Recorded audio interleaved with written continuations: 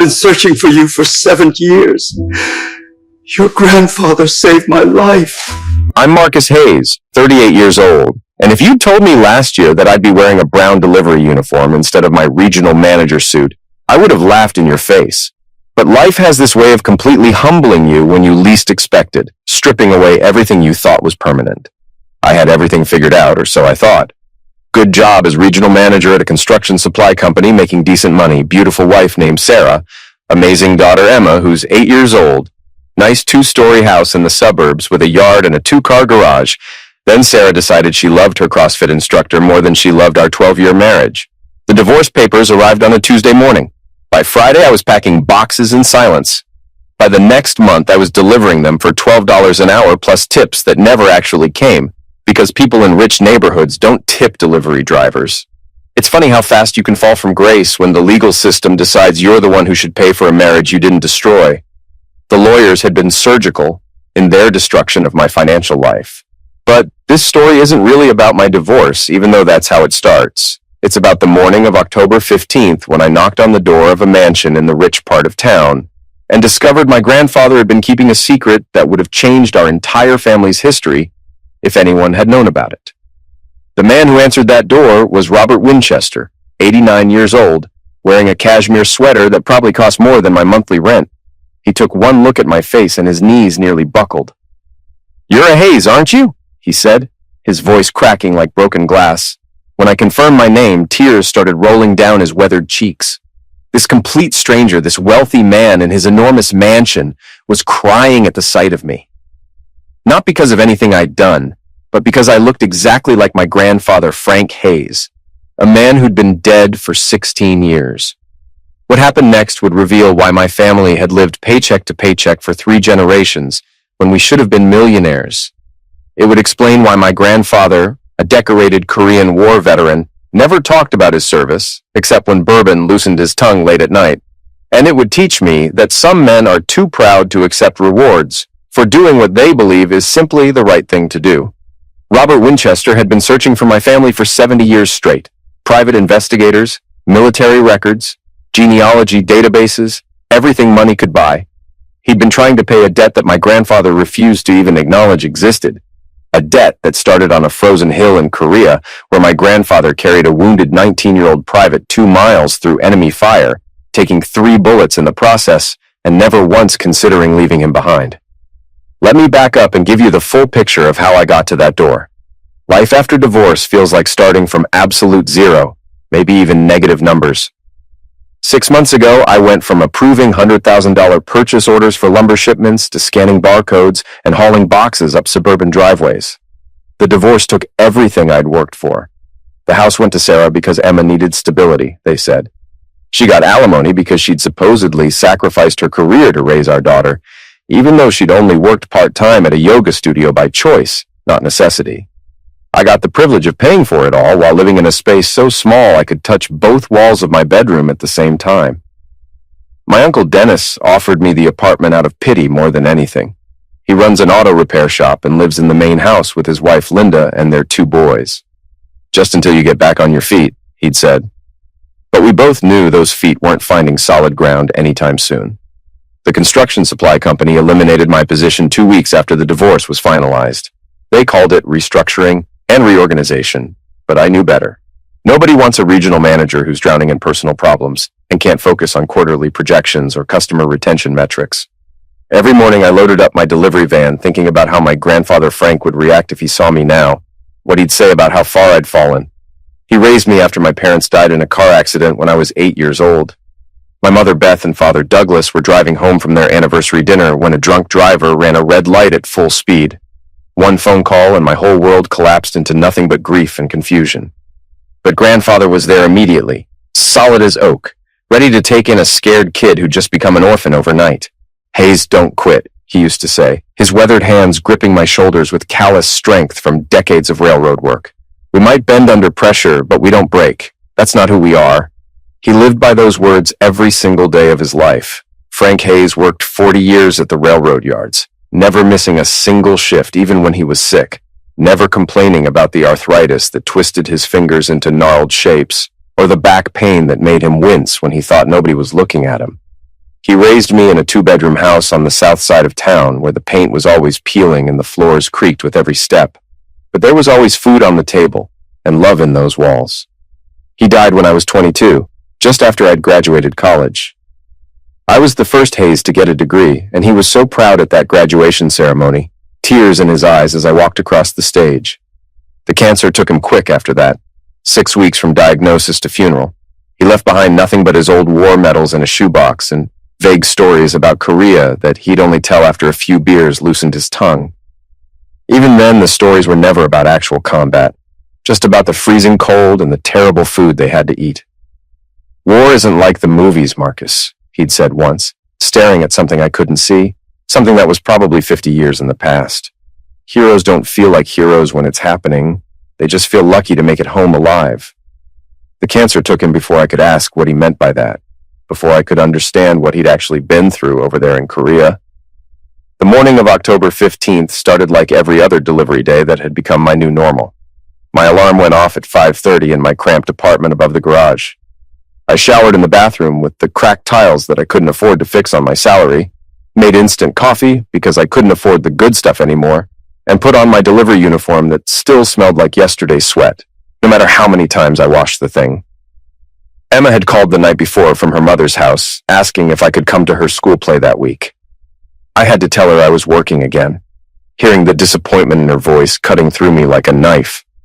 I had 43 packages to deliver that day, mostly to the wealthy Oakmont Estates neighborhood, where the houses look more like museums than actual homes people live in. Each delivery got sorted in order of efficiency by some computer algorithm, not because the company cared about my time or comfort, but because they tracked every single minute, every mile, every penny of gas I used to complete my routes. I hated the rich neighborhoods more than anything. Seeing how the other half lived just reminded me of everything I'd lost in the divorce, everything I'd probably never have again. The partners at Sarah's law firm lived in Oakmont Estates with their perfect families. So did that orthopedic surgeon she'd dated before me, the one her mother still insisted was the one who got away, like I'd somehow ruined her daughter's life by marrying her and giving her a child. But that morning, I had no choice about the route. The computer generated it automatically, and drivers who deviated from the planned route got written up for insubordination, which I couldn't afford given that this job was all that stood between me and complete financial ruin. Another day in paradise, I muttered to myself sarcastically, checking the address for delivery number 38 on my route sheet. 1847, Maple Heights Drive, the Winchester Estate. The name meant nothing to me then, just another rich family ordering something expensive and unnecessary while I struggled to make rent on a garage apartment and send child support payments that took most of my paycheck. I grabbed the package from the back of the van. It was small and light, maybe a book or some documents, nothing special about it except for the destiny it was about to deliver, along with whatever was inside that brown wrapper. The morning sun was already hot even though it was October, our state being more like extended summer than actual fall weather. My uniform stuck to my back with sweat as I drove through neighborhoods that got progressively wealthier with each turn, the houses growing larger and the lawns more perfect and professionally manicured. By the time I reached Oakmont Estates, I felt like I'd traveled to a different country entirely, one where people worried about stock portfolios and investment returns instead of grocery bills and whether they could afford to fix their car when it inevitably broke down. The Winchester mansion stood behind iron gates that opened automatically when I pressed the intercom button and announced myself as a delivery driver. The driveway alone was longer than my entire apartment building. As I walked up the marble steps carrying the small package, I noticed my hands were dirty from loading boxes all morning and tried wiping them on my uniform pants, feeling completely out of place in this world of wealth. The front door was solid mahogany, with brass fixtures that gleamed like actual gold in the morning sunlight. I rang the doorbell and heard it echo inside, a melodic chime that probably cost more than my monthly salary. While I waited, I looked around at the perfectly manicured hedges shaped into geometric patterns, the fountain with water cascading down marble tiers, the garage that could easily fit 6 expensive cars. This was the kind of wealth that made you angry if you thought about it too long, so I tried not to think at all and just get through my shift. When the door opened, I expected a maid or butler, someone hired to deal with delivery drivers and service people. Instead, an elderly man answered, dressed in an expensive cardigan over a crisp white shirt with perfect creases. His blue eyes immediately locked onto my face, and his whole body went rigid like he'd been shocked. The color literally drained from his complexion like someone had pulled a plug. "Good morning, sir. Package for Robert Winchester." His voice came out as barely a whisper, almost inaudible. "Dear God, you're a Hayes, aren't you?" "Yes, sir. Marcus Hayes. How did you know that?" His hands started shaking violently. Not the gentle tremor of old age, but full body shakes like he'd grabbed a live electrical wire. Tears streamed down his face, catching in the deep lines around his eyes and running down his cheeks. "You look exactly like him, exactly like Frank. The same face I saw on that hillside 70 years ago." "You knew my grandfather?" "Son, your grandfather saved my life in Korea. December 3rd, 1952, Hill 266 near the Chosin Reservoir." The package slipped from my hands and hit the marble step with a soft thud that echoed. Nobody outside our family ever talked about my grandfather's military service. He'd won a Bronze Star for valor, but that was all I knew about it. The medal sat in a safety deposit box at First National Bank because I couldn't afford to keep paying rent on a storage unit for his things after the divorce took everything. "Mr. Winchester, I think there might be some confusion here." "No confusion at all, son. You have his eyes, his jaw, even the way you stand with your weight slightly on your left foot, shoulders back but not rigid. Military bearing without the actual military service, am I right?" He was absolutely right.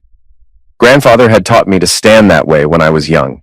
Said it made a man look confident, even when he wasn't feeling it inside, when the world was knocking him down. But how could this stranger see all that in the 30 seconds since he'd opened his door? How could he know my grandfather well enough to recognize family resemblance in someone he'd never met before in his entire life? "Please, you have to come inside. I've been searching for your family for 70 years. I hired private investigators starting in the 50s, checked military records in the 60s and 70s, went through genealogy databases when computers became a thing, everything. Frank Hayes disappeared after the war like he never existed, like he was a ghost. Mr. Winchester, I'm on the clock. They track us by GPS. If I stay in one location too long, I get flagged by the system and written up. I'll call your supervisor right now and tell them there's been a medical emergency. I'll tell them anything they need to hear. Please, son, I'm 89 years old. I might not get another chance to do this before I die." "Another chance? For what?" "To repay a debt that's haunted me my entire life, that I think about every single day.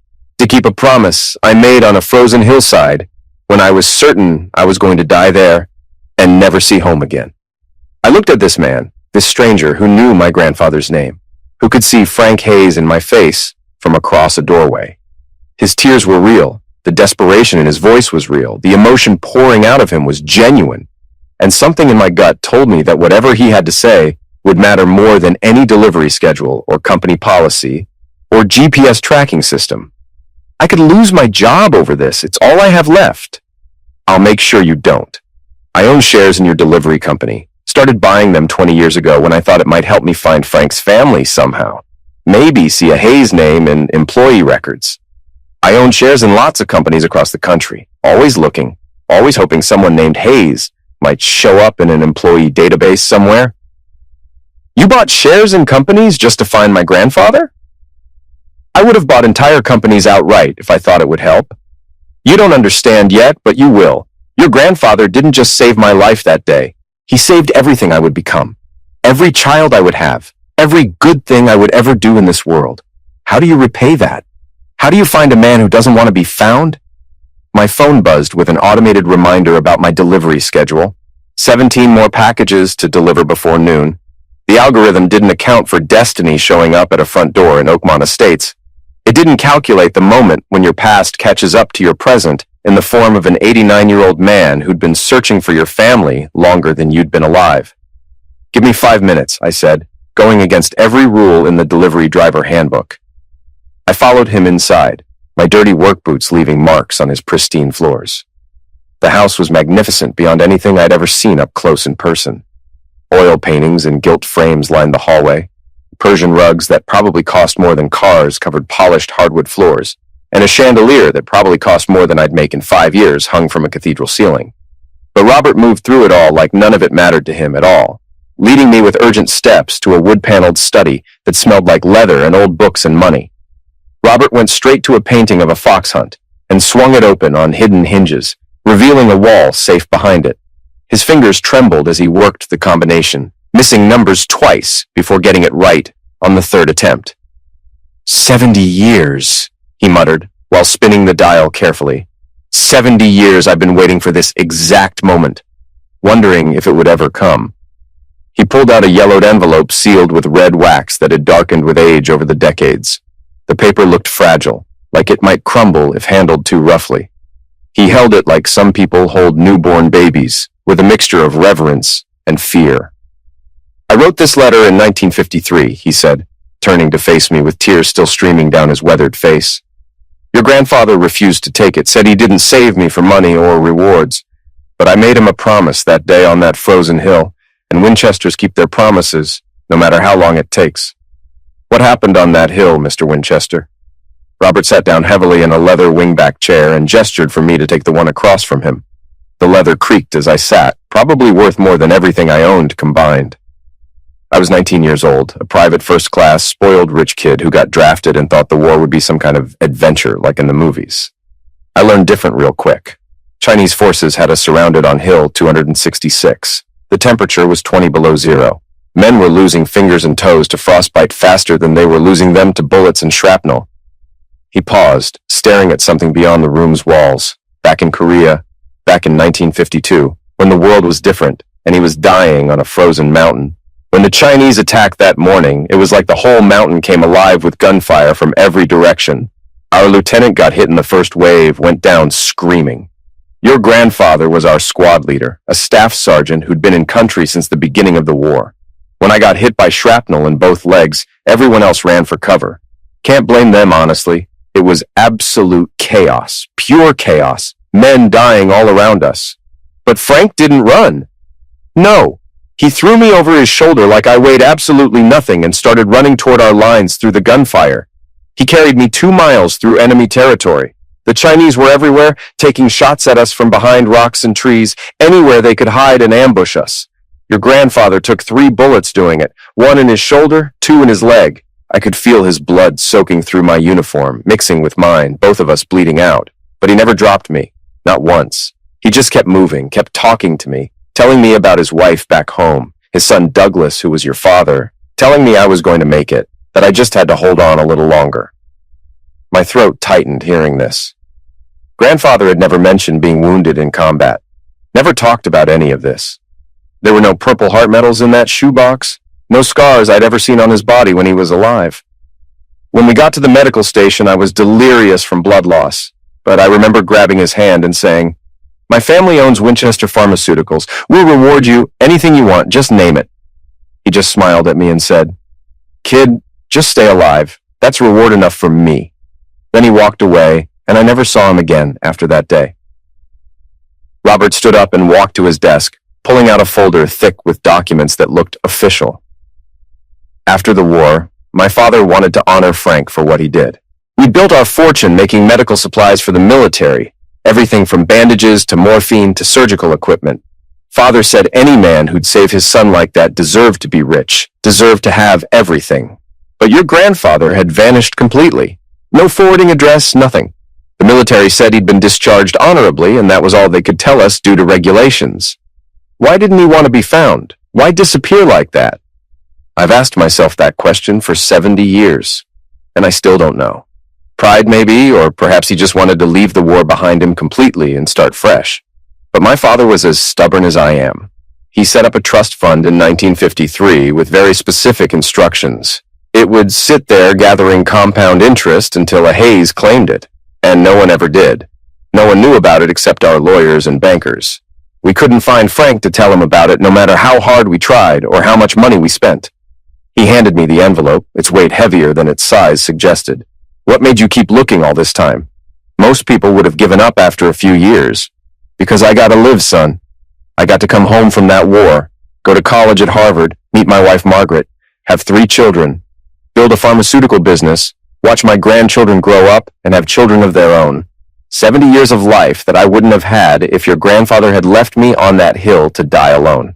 How do you give up on repaying that? How do you stop trying to honor the man who gave you literally everything? Robert handed me the envelope with both hands, like he was passing over something sacred and holy. My hand shook as I broke the 70-year-old wax seal.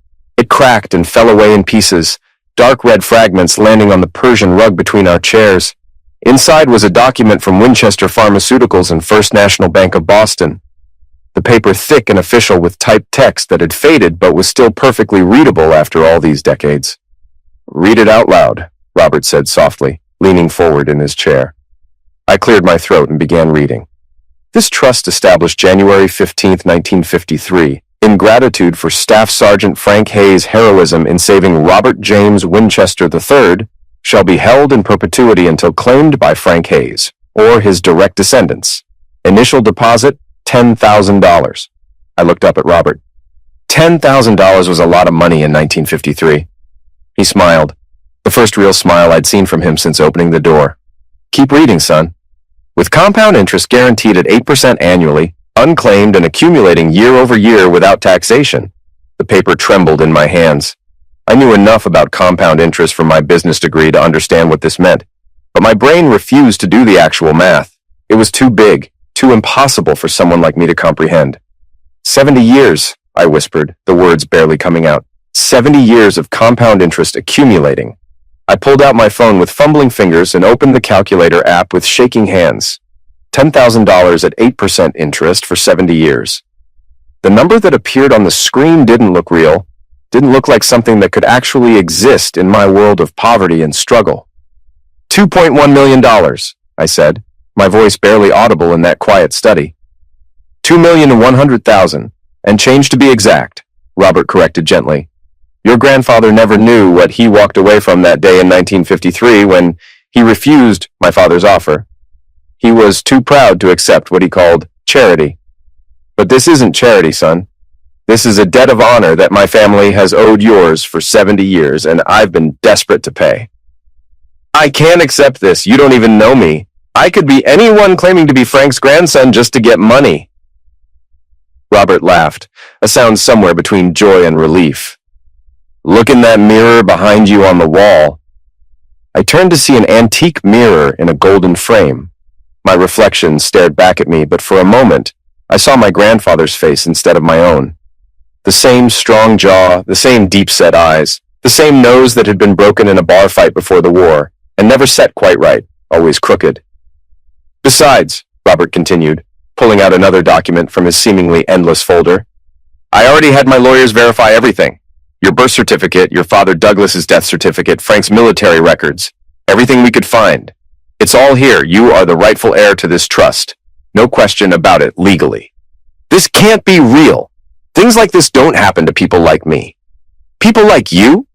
You mean good people who've had bad luck? Working people who've struggled their whole lives because their grandfather was too proud to accept a reward he more than deserved? That's exactly who this should happen to, Marcus. That's exactly who your grandfather would want to have this. Robert pulled out yet another document from the folder. There's more I need to tell you. My father also bought a life insurance policy on himself with Frank as the beneficiary in case something happened to him before we found Frank. When my father passed away in 1987, and we still couldn't find Frank or any of his family despite everything we tried, that money went into another trust. It's been growing for 38 years now with compound interest. How much? I asked, though I wasn't sure I could handle another shock to my system. $800,000, give or take a few thousand. So in total, you're looking at approximately $3 million. My knees buckled underneath me. I sat down hard in the leather chair, my delivery uniform suddenly feeling like it was suffocating me. $3 million. I made $30,000 a year delivering packages up driveways. $3 million was 100 years of work at my current wages. It was Emma's entire college education paid for without loans. It was a house of my own without having to rent. It was freedom from the crushing weight of financial fear that had been my constant companion since the divorce destroyed my life. Why? I asked, looking up at Robert with tears in my own eyes now. Why keep looking all these years? You could have just let it go, moved on with your life. Robert walked to his desk and opened a drawer, pulling out a photograph, black and white, worn at the edges from being handled so many times over the decades. This is my family. My wife, Margaret, who passed away 5 years ago from cancer, my son, James, my daughters, Patricia and Carol, 7 grandchildren, 2 great-grandchildren with another one on the way this spring. He placed the photo in my hands carefully. They were all smiling, gathered around a Christmas tree. The kind of family photo that tells you everything you need to know about happiness and love. None of them would exist if your grandfather had left me on that hill to die alone in the snow. Every birthday, every graduation, every wedding, every moment of joy and love and life in this photograph, I owe to Frank Hayes. The money sitting in those trusts is nothing compared to what he gave me, but it's all I have left to offer now. He never said anything to us, never mentioned you or the money or what happened on that hill. That's because he was a real hero, son. Real heroes don't talk about what they've done. They just carry it quietly inside themselves and move on with their lives like it was nothing special, like anyone would have done the same thing. 3 hours later, I sat in my delivery van outside the Winchester mansion, holding verified bank documents for nearly $3 million in my shaking hands. Robert had called his lawyers right there in the study, and they'd arrived within an hour, with all the paperwork already prepared like they'd been waiting decades for this moment. Everything was completely legitimate. The money would be transferred to an account in my name within 5 business days once all the paperwork cleared. I'd signed so many documents, my hand cramped, each signature making it more real, more impossible to deny that this was actually happening. Robert had walked me to the door, moving slowly, but with purpose. Your grandfather gave me 70 more years of life, he said, gripping my shoulder with surprising strength for his age. I built a pharmaceutical empire that employs thousands, had 3 children, 7 grandchildren, watched them all grow up and have children of their own. None of that would exist without Frank Hayes. This money isn't a gift, Marcus. It's a debt that's finally being paid after 70 years of searching. Why didn't he ever tell us about this, about you and what he did? That was Frank. He never saw himself as a hero doing anything special or extraordinary. To him, he was just doing what needed to be done. What any decent man would do in that situation. I met him once after the war, you know. Tracked him down in 1953 to a factory in Ohio where he was working on an assembly line. I tried to give him the money then, tried to explain what it meant to me and my family. You know what he said to me? What? He said, "Kid, you living your life is payment enough for me. Go home to your family and forget about Korea. Forget about that hill and just live well." Then he walked away from $10,000 like it was absolutely nothing. Like I was offering him pocket change instead of life-changing money that could have set up his family for generations. That night I called my Uncle Dennis and told him everything that had happened that day. At first he thought I was joking around, trying to make light of my terrible situation with some fantasy story. Then he thought I'd been scammed by some sophisticated con artist. When I sent him photos of all the verified documents with law firm letterheads and bank seals, he went silent for so long I thought the call had dropped and I checked my phone. Dad never said a word. Uncle Dennis finally choked out, and I could hear him crying on the other end of the line. We grew up with nothing, Marcus. Absolutely nothing. Mom worked 3 jobs after Dad hurt his back at the rail yard and couldn't work anymore. We ate beans and rice 4 nights a week, wore hand-me-down clothes from church donation bins, never had anything new. He could have claimed that money any time and given us all a better life, any time at all during those hard years. He was too proud to accept it, Uncle Dennis. No, Marcus. He was teaching us something important about character, that you don't do the right thing because you expect rewards or recognition. You do it because it's right, because it's who you are as a person deep down inside. But I wish he'd been a little less proud and a little more practical about it. Mom died still working 2 jobs, still worried about paying bills every month. That money could have changed everything for her, given her some peace. 2 weeks later, I stood in my new office at Hayes Construction Supply, a business I'd started with, part of the trust money. The rest went into college funds for Emma and Uncle Dennis's 2 boys, so they'd never have to worry about student loans. I hired 5 employees in the first month, all military veterans who needed work and a second chance at stability. On my desk, I kept Gramps' bronze star in a frame, finally understanding why he'd never claimed the reward that was rightfully his all those years ago. My ex-wife Sarah called when she heard about my sudden windfall through mutual friends who couldn't keep quiet. Suddenly, she thought we should talk about reconciliation. Maybe try to work things out for Emma's sake, she said. I told her the only thing we needed to discuss was Emma's college fund, which was now fully funded through graduate school if she wanted it, and that she'd never have to worry about money for her education. The silence on her end of that phone call was worth more than any argument could ever be. But the real change wasn't actually the money itself. It was understanding where I came from, who my grandfather really was beneath the surface. Every morning when I walked into my business, I thought about a 20-something soldier carrying a wounded teenager through enemy fire, refusing to let go, even when bullets tore through his own body and he was bleeding out. That was my blood, my heritage, my real legacy that mattered more than any bank account. 6 months after that October morning, Robert Winchester passed away peacefully in his sleep. His son James called to tell me and to pass along his father's final words. "Tell Marcus I finally kept my promise to Frank after all these years. Tell him the debt is paid." At Robert's funeral, hundreds of people gathered to honor a man who'd built an empire, donated millions to veterans' causes, and spent 70 years trying to repay a debt he felt he owed. But I knew the truth. The debt was never really his to pay. My grandfather had given freely without expectation of anything, without even leaving his name behind for recognition or reward. The delivery company routes still take drivers past the Winchester mansion every day. Sometimes I see them walking up those marble steps with packages, and I remember the day one simple delivery changed everything about my life. Not because of the money, though that certainly helped me rebuild, but because it revealed who my grandfather really was and in turn showed me who I could become if I followed his example. Hays don't quit. We might deliver packages for a while when life knocks us down hard, but we're always carrying more than just boxes. We're carrying the legacy of those who came before us, even when we don't know it yet or understand what it means.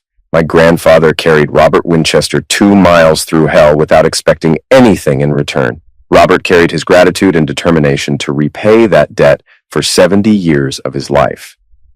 Now I carry their story and the responsibility to live up to both their examples every single day. Some gifts are too precious to be measured in dollars and cents. But sometimes money is the only way left to say thank you after 7 decades of searching for someone to give it to.